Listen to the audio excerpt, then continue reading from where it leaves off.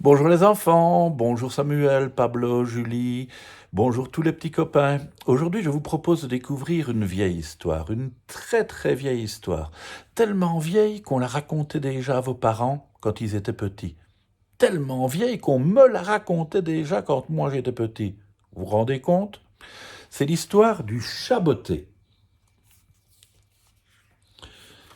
Il était une fois un très vieux meunier qui, à l'heure de mourir, avait réuni ses trois fils.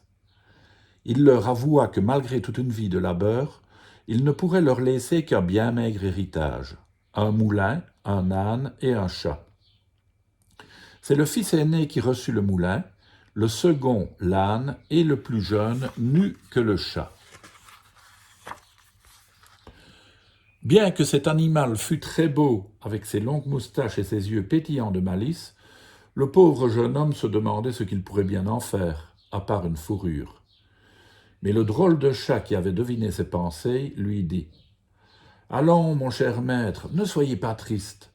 Donnez-moi seulement un grand sac, une belle paire de bottes et un chapeau de gentilhomme, et vous verrez ce qui arrivera. » Le fils du meunier l'avait si souvent vu réussir des tours incroyables pour attraper les souris que cela l'amusa de lui trouver ce qu'il réclamait, simplement pour savoir ce qu'il en ferait.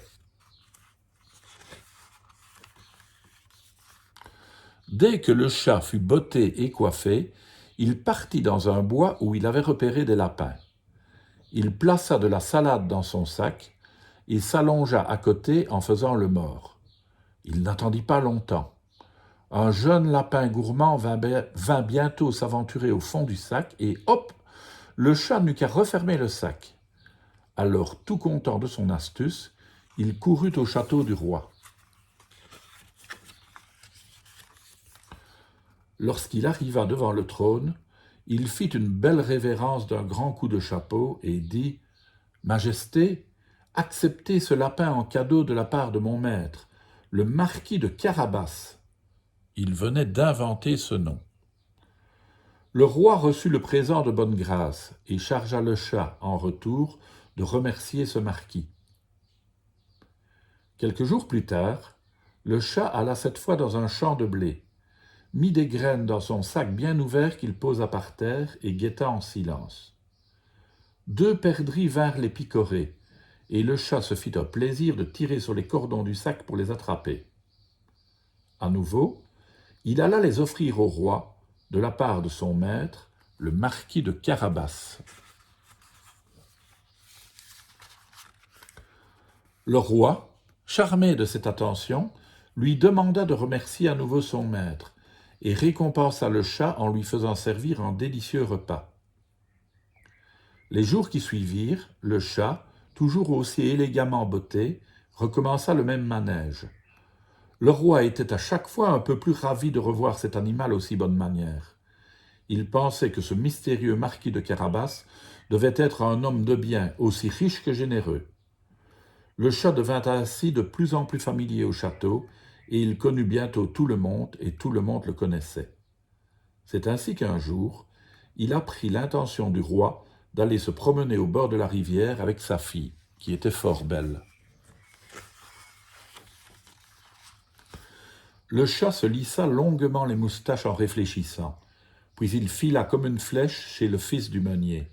« Mon cher maître, si vous suivez mon conseil, vous deviendrez riche, puissant, et peut-être même serez-vous le plus heureux des hommes, mais vous devez pour cela agir comme je vous le dirai et sans poser de questions. Acceptez-vous » À le voir si sûr de lui, le jeune homme ne doutait plus que ce chat fût capable d'encore plus de débrouillardise et de ruse qu'il ne l'imaginait. Curieux et impatient de voir ce que serait le plan de son chat botté, il obéit sans discuter. « Mon cher maître, il vous suffira de vous baigner dans la rivière à l'endroit que je vais vous montrer. Rien de plus. Ne dites rien, ne faites rien, vraiment rien. Laissez-moi agir. » Le jeune homme, amusé par ces mystères, fit exactement ce que le chat avait ordonné. Il plongea, nagea un peu, et attendit sagement en faisant des ronds dans l'eau. Bien sûr, le chat savait que le roi passerait par là durant sa promenade. Lorsqu'enfin le carrosse arriva, Le chat se mit à courir sur la route au-devant de l'équipage royal, en criant à tue-tête et faisant de grands gestes.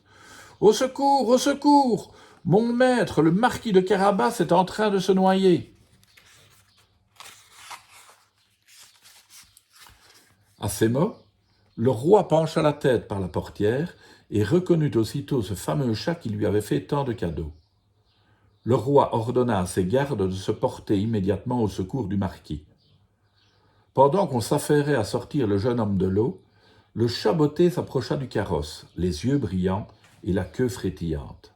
« Altesse, il y a un petit problème. Du temps que mon maître se baignait, quelqu'un est venu dérober tous ses vêtements qui étaient posés sur la rive.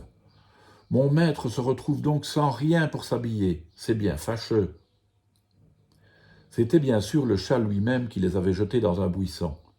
Mais le roi ne douta pas une seconde de ces paroles et envoya sans tarder les officiers de sa garde-robe chercher un de ses plus beaux habits pour en vêtir le marquis.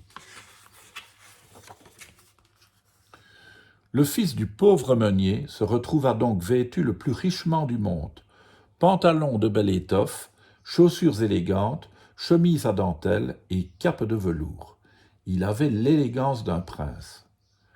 Le roi, fort impressionné par son allure, l'invita à poursuivre la promenade à ses côtés. La princesse levait de temps en temps vers lui des regards à la fois timides et doux. Elle était si jolie que le jeune homme en tomba amoureux dès qu'il la vit. Le chat botté, réjoui de la tournure des événements, plissa ses beaux yeux verts.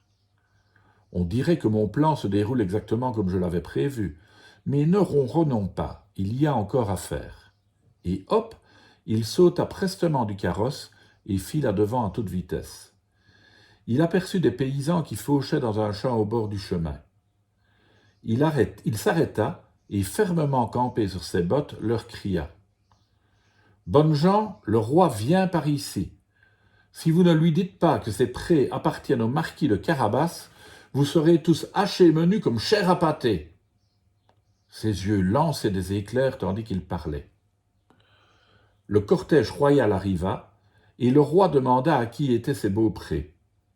Et les paysans, que le chat avait effrayés, répondirent « À monsieur le marquis de Carabas. » Le roi se tourna vers le jeune homme, admiratif, et le félicita d'avoir de si grandes et si belles terres.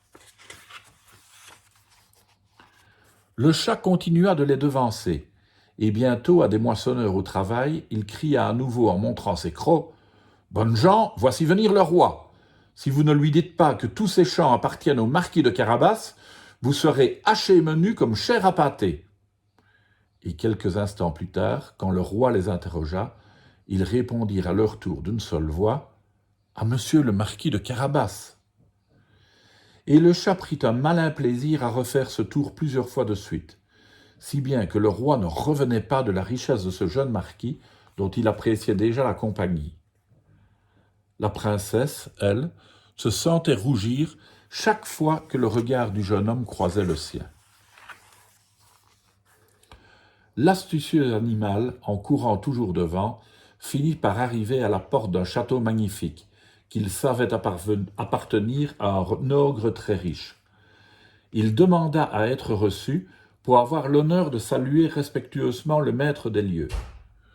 Devant cet ogre énorme aux dents pointues et aux larges mains poilues, le chat fit maintes révérences jusqu'à terre avant de lui dire « Puissant Seigneur, on raconte dans tout le pays que vous avez le pouvoir de vous transformer en toutes sortes d'animaux.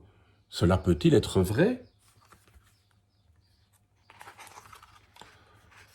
L'ogre répondit « Que dis-tu de ce lion ?» Et voilà qu'il se transforma en un lion rugissant et terrible. Le chat, les poils hérissés, détala aussitôt pour se réfugier sur un lustre. Pour en redescendre, il attendit bien que l'ogre ait repris sa forme humaine. Absolument prodigieux! Noble Seigneur, on dit encore par ailleurs. Mais non, cela je ne peux pas vraiment le croire. Que vous saviez aussi vous changer en souris? C'est impossible, n'est-ce pas?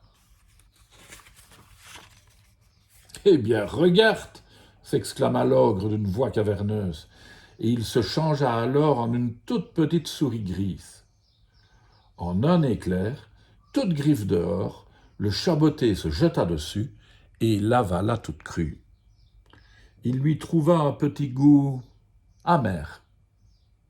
Peu de temps après, le carrosse du roi arriva au château. Le chat se précipita pour l'accueillir et ouvrir lui-même la portière. « Que votre majesté soit la bienvenue dans la demeure du marquis de Carabas. » Le roi, lorsqu'il entra avec sa fille et toute sa suite, s'extasia. Dans une des salles somptueusement meublées, un imposant banquet les attendait. L'ogre l'avait fait préparer pour ses amis, qui, plus tard, n'osèrent plus s'approcher du château, sachant que le roi s'y trouvait. Le festin était délicieux, les vins exquis. Quant à la princesse, elle ne pouvait plus quitter des yeux le jeune marquis, et il en paraissait infiniment ému. Le roi devinait bien quels étaient leurs sentiments, et cela l'attendrit tellement qu'avant la fin du repas, il se leva, mit la main de sa fille dans celle du jeune homme, et leur fit part de son souhait de les voir unis pour la vie.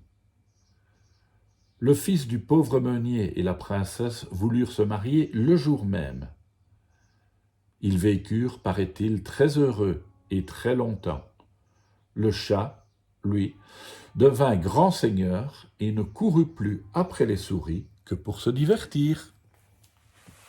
Voilà les enfants, ça vous a plu cette histoire? À demain pour une autre histoire.